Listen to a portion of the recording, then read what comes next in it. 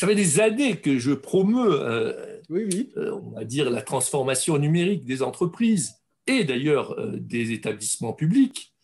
Mais ce que je me dois de rappeler, c'est que la Covid a vraiment servi de catalyseur. C'est-à-dire que nous avons vu une accélération de toutes les recommandations que je faisais, que ce soit sur l'éducation, la santé, l'entreprise, voire les réseaux sociaux, les liens sociaux. Oui. On a vu tout ça s'accélérer à une vitesse absolument incroyable et démontrer Mhm. l'apport du numérique. Il faut quand même imaginer quelle aurait été cette crise sanitaire sans le numérique, Ah oui, voilà. j'allais dire d'un point de vue strictement économique, mais aussi, Ça serait une catastrophe. malgré les 100 000 morts que nous avons eu dans notre pays, les 3 millions qu'il y a eu dans le monde, Oui. nous aurions eu une situation beaucoup plus catastrophique. Beaucoup plus catastrophique.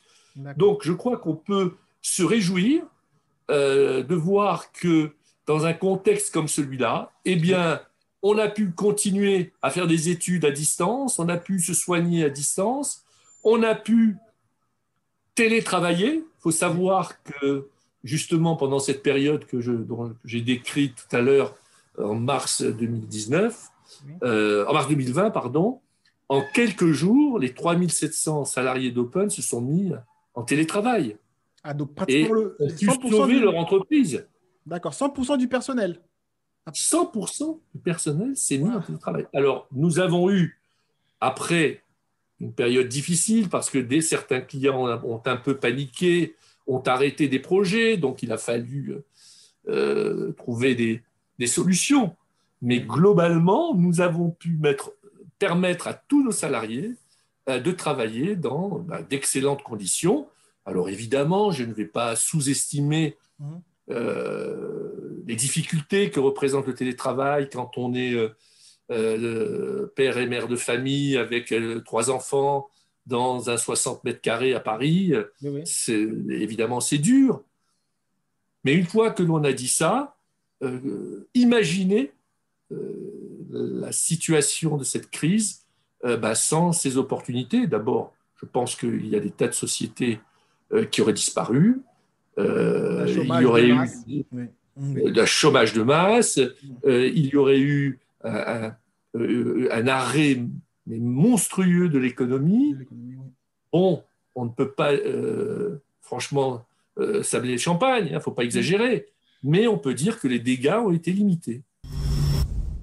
Quand j'ai écrit mon livre en 2000, je l'ai écrit, il est paru janvier 2019, donc je l'ai écrit en 2018. Oui, Je l'ai écrit, ça s'appelle L'apocalypse numérique n'aura pas lieu. oui. Donc c'était un livre qui venait en réaction avec à tous les oiseaux de mauvais augure qui D'accord. annonçaient eh bien, l'apocalypse, entre guillemets, qui allait arriver avec le numérique. Déshumanisation, suppression d'emplois, terrorisme, dictature. Dictature. Et ma réponse a été de dire, je suis un praticien et au quotidien, moi, je vois l'apport du numérique. Vous êtes des théoriciens et qui dites que le numérique, ou qui faisiez des prévisions sur la catastrophe annoncée par le numérique. Et moi, au quotidien, je vois tout ce qu'apporte le numérique, comme je l'ai dit, la santé, l'éducation, le travail. Travail. Et par conséquent, on m'a traité d'angélique. Et j'insiste sur le fait que non, ce que j'ai voulu dire, mon livre venant en réaction à ces prophètes de malheur, Oui. j'ai voulu en montrer les côtés positifs, mais évidemment, il faut le faire sans angélisme. Sans genre, d'accord. Et d'ailleurs, c'est un peu les 2 ou 3 phrases que j'ai tirées de mon livre, c'est de dire que notre avenir sera ce que nous en ferons. Ça ne veut pas dire que je sous-estime les dangers, les risques inhérents à la pratique du numérique, au dévoiement des pratiques du numérique, Oui. mais je pense que nous pouvons nous engager pour les éviter ou les réguler. Ou les réguler. C'est pour ça que j'ai beaucoup aimé ta question. Oui. je te réponds que oui, moi, je suis pour une régulation du numérique. Voilà. Souvent, mes confrères un peu libertariens n'ont pas du tout les mêmes réactions. Par exemple, Oui. il y a eu une très grande critique du Oui. RGPD D'accord. à laquelle je ne me suis jamais associé. J'ai trouvé, et je crois que les faits donnent raison Oui. au RGPD, eh bien, qu'il était très important que nous ayons une régulation sur la donnée. Je vois que, bon, alors il y a toujours un proverbe qui est plutôt un clin d'œil et plutôt sympa, c'est les Américains inventent, les Chinois copient, les Européens régulent. Bon, ça Régule. c'est le proverbe. Mais en l'occurrence, ce que nous voyons, c'est que le RGPD est en train d'être adopté d'une façon ou d'une autre par les États-Unis, par les pays asiatiques. Bon, la Chine, je la mets de côté.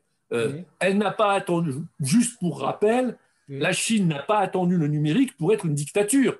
Donc, Non, pas du tout. n'allons pas dire que c'est le numérique qui a permis à la Chine de devenir une dictature. Hein. Donc, C'est vrai. les dictatures ont toujours Exister. existé.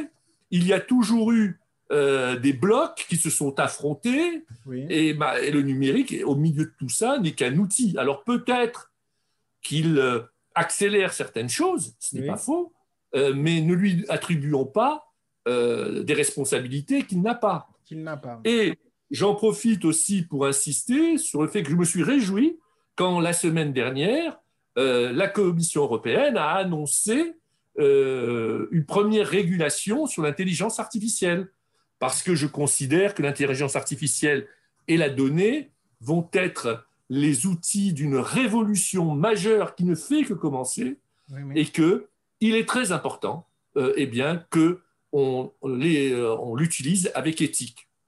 Prenons un exemple très connu, Oui. la reconnaissance faciale. Eh bien, en Chine, on voit que c'est un outil finalement de surveillance. Eh D'accord. bien, en Europe, on dit ben, vous ne pouvez pas l'utiliser, sauf exception. Donc, ça, je pense que tout ça va dans le bon sens. Ça, c'est le problème de la régulation. Régulation, oui. Le deuxième sujet, c'est le problème du comportement. Le Nous comportement. devons utiliser le numérique de façon sobre. J'aime bien ce mot. Je n'aime pas le mot ralentir parce que Oui. je considère que, au contraire, l'accélération de la transformation numérique est une bonne chose, à condition qu'on le fasse de façon responsable. Il me semble que quand on éduque ses enfants, eh bien, on leur apprend à ne pas jeter de papier dans la rue Ben oui. et à ne pas allumer la lumière quand c'est inutile ou la laisser allumer inutilement. De D'accord. la même façon, nous devons leur apprendre à utiliser eh bien, les réseaux sociaux, à utiliser l'école à la maison et tout ce qu'apporte le numérique, mais Oui. de façon raisonnable et sobre.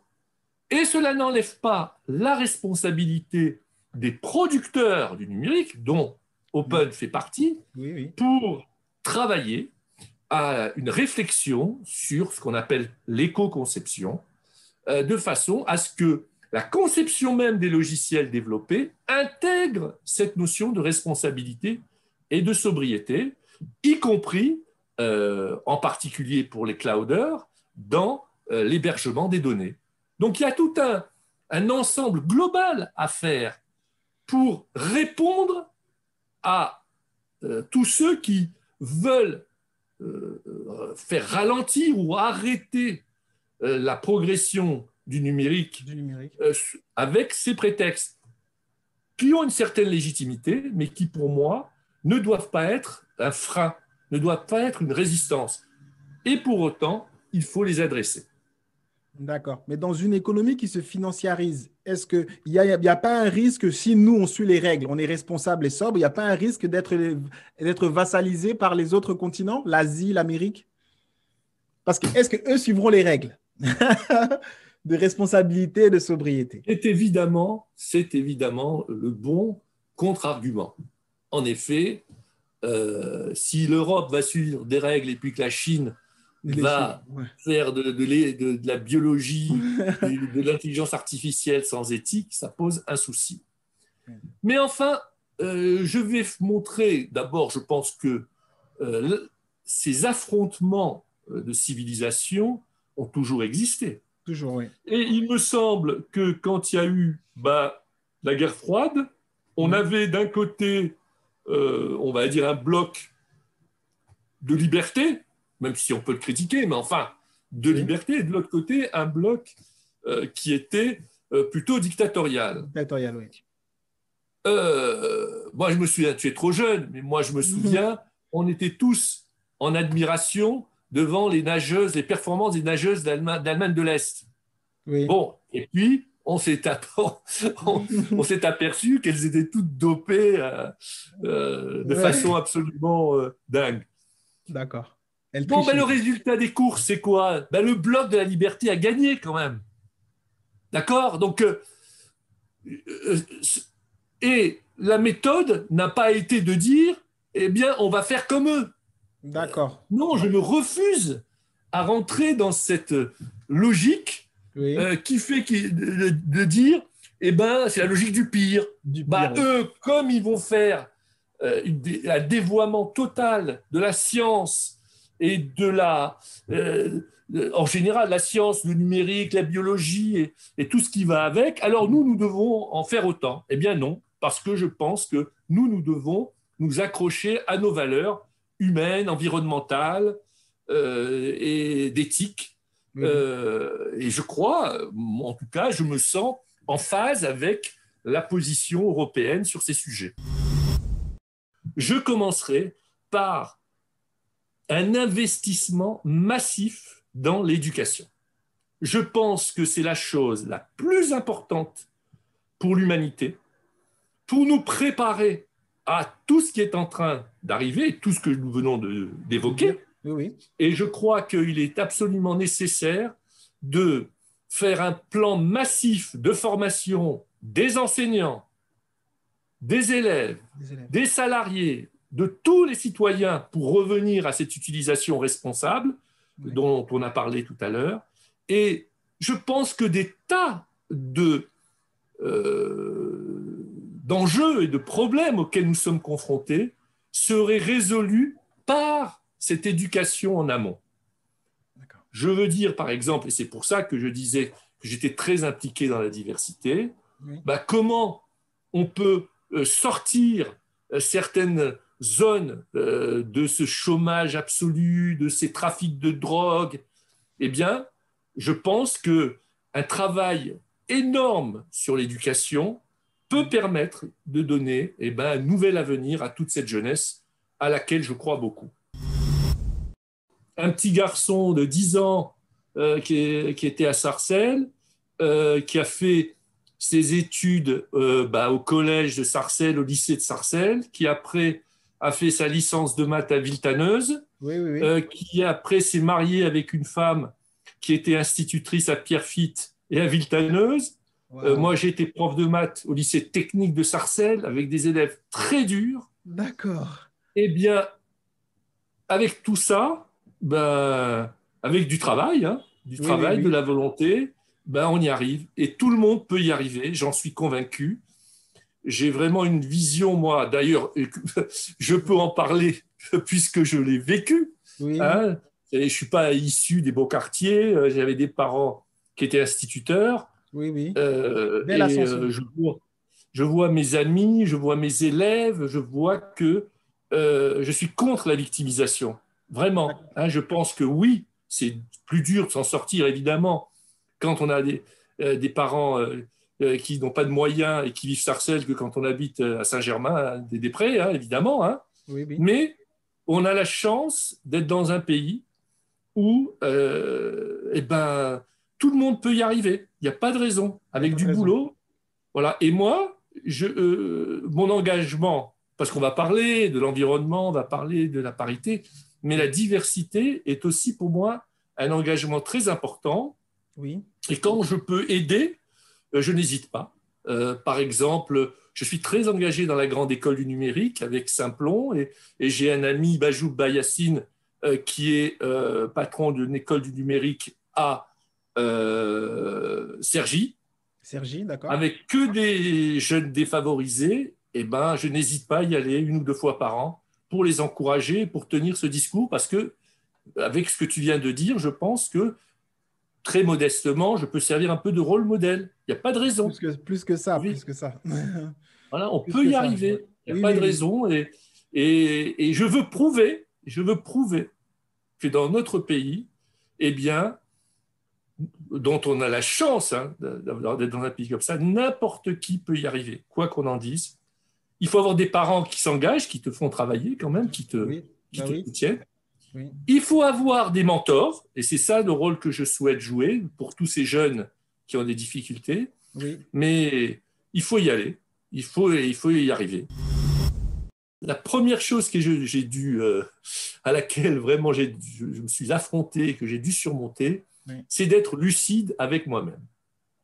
D'accord. Je suis quelqu'un, et vraiment ce n'est pas du tout prétentieux de le dire, hein, Oui. qui connaît ses limites, ses qualités et ses défauts. Et par conséquent, dans tout ce que j'ai fait, je l'ai fait avec bien sûr tout l'enthousiasme que tu connais, Oui, oui. mais en cherchant des solutions à mes faiblesses.